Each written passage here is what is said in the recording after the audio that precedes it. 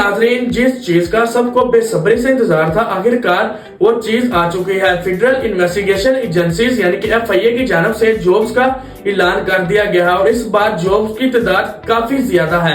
अगर मैं यहाँ पे जॉब्स की बात करूँ कौन कौन सी आई है, यहाँ पे sub inspector, inspector assistant, UDC, LDC, driver, constable जैसी जॉब्स अनाउंस हुई हैं।